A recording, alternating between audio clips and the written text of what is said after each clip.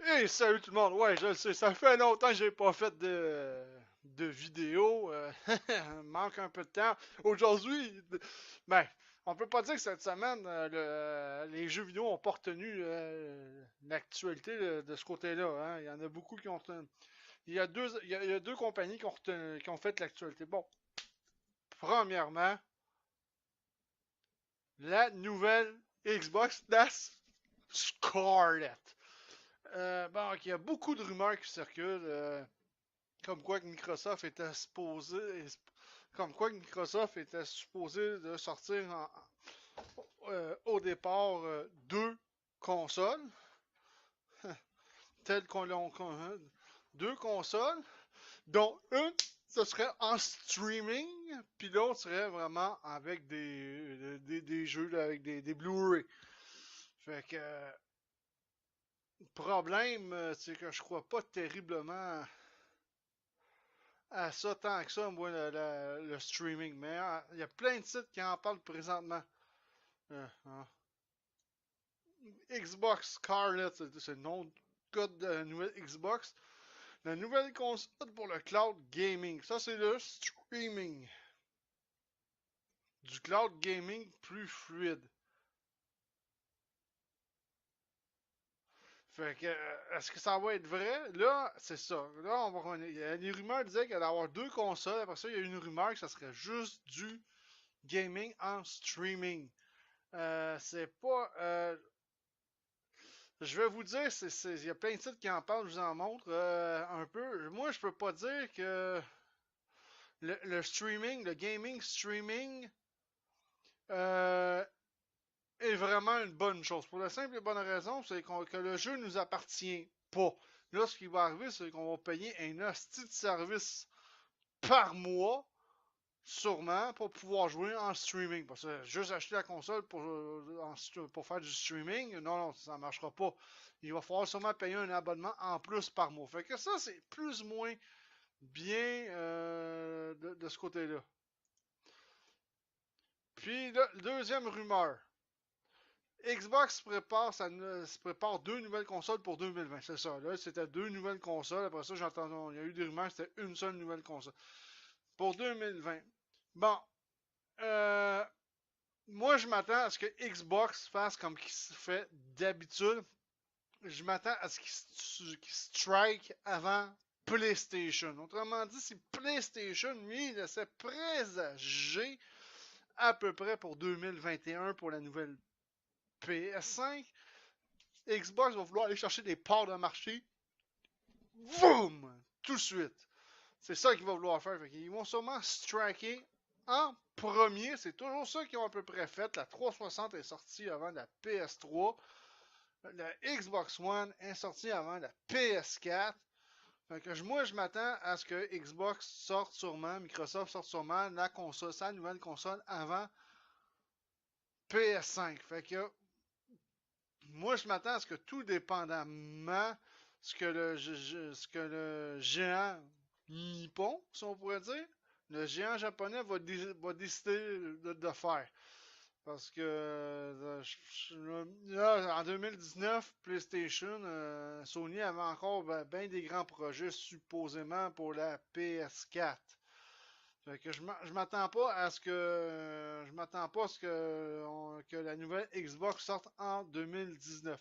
Sauf c'est plate pour ceux qui ont acheté une Xbox One X qui est sortie en 2017. Ça fait pas tout à fait un an encore que la Xbox One X est sur le marché et Xbox parle déjà d'ici 2 ans de sortir sa nouvelle console qu'on ne sait pas comment elle va s'appeler. C'est un peu plate de ce côté-là. Moi, je trouve que ceux qui ont acheté des Xbox One X, excusez de vous dire ça, vous êtes fait avoir totalement parce que même si elle n'est même pas désuète côté technologie, la Xbox One X n'est pas désuète côté technologie.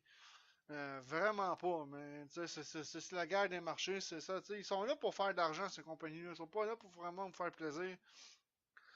Tant que ça. Faut pas oublier qu'à la E3 Bethesda a montré un jeu, je me rappelle plus du titre, pour la Next Gen. Fait que, déjà on sait que les deux compagnies travaillent sur la prochaine génération euh, Ben, de ce côté-là, c'est plate à dire, mais qu'est-ce que vous voulez que je vous dise? C'est vraiment plate. Surtout pour la Xbox One X, qui a pas eu vraiment, qui aura pas eu. Si la nouvelle Xbox sort en 2020, on peut-tu dire que la Xbox One X va avoir une belle carrière de 3 ans pour la console la plus puissante sur le marché présentement. Elle va juste avoir eu 3 ans de carrière. Moi, personnellement, je suis contre l'idée que, tu sais, que là, les deux consoles, là, la Xbox One X, la PS4 Pro, là, du côté technologie, là, c'est pas désuet, là, mais là, pas du tout. C'est sûr que là, Sony a dit que la nouvelle PS5 allait fonctionner sur la nouvelle architecture d'AMD qui est Ryzen. Présentement, les deux consoles fonctionnent sous des processeurs AMD Jaguar. C'est un peu poche. De ce côté-là. Mais cette semaine, ça a vraiment fait les manchettes, là, beaucoup, beaucoup. Là. Le nouveau projet de Xbox. Juste ici, jeu actu qui est quand même un pas pire site. Microsoft, une nouvelle fuite livre d'énormes infos sur la Xbox Scarlett. Le streaming à l'honneur. Évidemment, encore là, deux Xbox. Moi, je crois pas qu'ils vont juste sortir une console. Moi, ça c'est un rumeur-là que c'est peut-être juste une seule console. Ça va être deux consoles. Ça, c'est sûr que ça va être deux consoles. Mais comme j'ai dit, le streaming, là, il serait mieux de la laisser tomber, cette console-là, parce que les gens vont payer beaucoup plus cher pour jouer à des jeux en streaming que s'ils achètent la console puis qu'ils vont acheter le jeu en magasin ou sur le store en ligne. Sur le magasin en ligne de Xbox. Fait que moi, là, je crois pas encore au streaming, aux jeux en streaming. Je n'y crois vraiment pas. Au pire des cas, je suis prêt à acheter mes jeux de format digital. Ça, il n'y a aucun problème. Malgré que je préfère les avoir en version physique perso. Parce que ils disent, Microsoft a dit que je sais pas s'il va y avoir une rétrocompatibilité avec la Xbox Scarlett. PlayStation a dit que le PS4 allait être rétrocompatible à 100% avec la nouvelle PS5.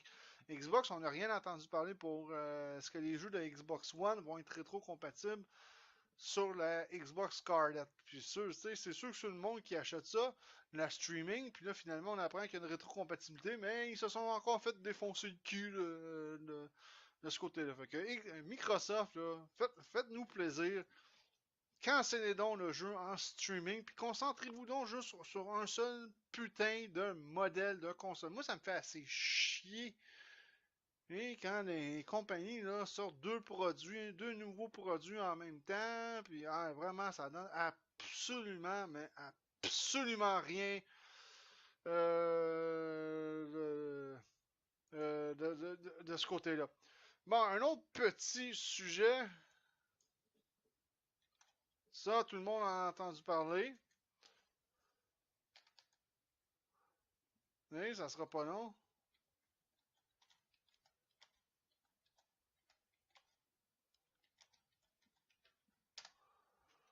Bon, un autre sujet de cette semaine, Nintendo poursuit les sites de ROMs. Bon, là, Nintendo est parti en guerre contre les sites de ROM. Bon, mais je veux pas décevoir Nintendo, là. Je vais te le dire tout de suite, t'as déjà perdu la bataille. Ben d'avance, t'as perdu la bataille. Les ROMs, hein, moi je me rappelle des ROMs. Les premiers ROMs que j'ai joués, c'est des ROMs de Nintendo, Super Nintendo, Genesis. J'ai joué à ça, j'ai commencé à jouer à ça en 1995. J'avais un Pentium 100 MHz et je jouais avec ça en 1995. Ça a commencé là, les ROMs surtout, en 1995. Faites le calcul vite que en 2005, ça fait 10 ans. 20 ans en 2015, on est en 2018. T'sais? Faites le calcul, ça fait déjà pour moins de 20 ans que les sites de RAM durent. Fait que, bon, pourquoi que Nintendo fait ça? Ben là, Nintendo, lui, c'est parce que c'est leur licence. C'est tout à fait normal. C'est leur licence. C'est leur jeu. T'sais? Mais là, encore là, il va falloir se mettre dans la peau d'une personne qui veut jouer du rétro. Le rétro aujourd'hui, ça vaut extrêmement cher. Hey, là, quelques années, là, on pouvait jouer rétro là, avec des peanuts parce que le monde s'en foutait du rétro. Le monde se débarrassait de consoles et achetait tout le temps la nouvelle console. Mais là, il y a eu une regain d'essence pour les vieux jeux. Fait que jouer à des vieux jeux Nintendo en cassette originale, je peux vous le dire, ça coûte cher. J'ai une bonne petite collection, je continue à en acheter. à prix raisonnable, des vieux jeux Nintendo, mais ça reste quand même très cher, que ce soit même du Sega ou n'importe quoi. Tu sais, le monde joue à des ROMs, ok, c'est illégal, j'avoue, mais en même temps, c'est peut-être un des seuls moyens d'être capable de jouer à ce genre de jeu-là. Parce que, deuxièmement, Nintendo a annoncé qu'il n'y aurait pas de Virtual Console sur la Nintendo Switch. Puis le monde veut une virtuelle console, Nintendo ne veut rien savoir. Nintendo, ce qu'ils vont faire, c'est si vous allez vous payer, je pense, l'abonnement en ligne qui va entrer en vigueur au mois de septembre, je pense le 4 septembre dans ce coin-là. Alors là, ça, tu peux jouer gratuit en ligne présentement. À partir du mois de septembre, il va falloir que tu payes. Mais en payant cet abonnement-là, ou je ne sais plus trop, je pense que c'est ça, tu vas avoir le droit à des jeux de Nintendo gratuits avec lesquels que tu vas pouvoir jouer. Mais c'est sûr que, mec, ton abonnement soit échu, tu ne pourras pas jouer à ces jeux de Nintendo-là. Il va falloir que tu repayes un abonnement pour pouvoir jouer. Puis les jeux Nintendo vont changer à chaque mois. C'est pas une bonne façon de faire présentement. Je trouve que c'est vraiment un peu débile euh, de ce côté-là. Tu sais, Nintendo, faites-nous une virtuelle console. Il y en a eu une sur la Wii, il y en a une sur la Wii U. Et à date, je suis sûr que sur ces deux consoles-là, la virtuelle console a quand même très bien marché de ce côté-là. Je crois pas que c'est pas une question. Je sais pas c'est quoi votre idée, votre niaisage. Parce que ces temps-ci, je trouve que vous niaisez beaucoup Nintendo de ce côté-là. De la façon que vous traitez vos fans, de la façon que vous traitez ceux qui ont des problèmes avec leur Nintendo Switch, comme les Nintendo Switch qui ont craqué, c'est quand même à peu près, si j'avais entendu dire, c'était 20%, je ne sais pas si c'est vrai, mais si on calcule 20% des Switch qui ont le problème de crack sur le couvercle arrière de la console, c'est un peu drôlement dit, j'avoue.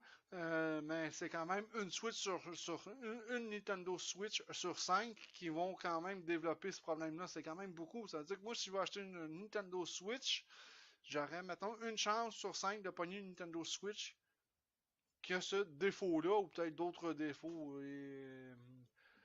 éventuellement. Fait que, tu sais, vous êtes attaqué à Love ROMs puis à Love Retro, mais tu sais, ces deux sites-là vont fermer Nintendo. Il va y en avoir 15 autres qui vont prendre le relais.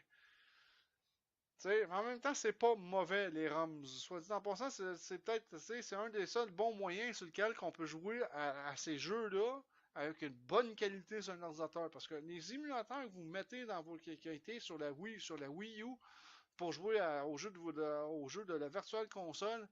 Excusez Nintendo, mais vous êtes capable de faire mieux que ça comme émulateur pour la Wii U, entre autres. Vous êtes capable de faire beaucoup mieux que ce que vous avez fait présentement avec la Wii U.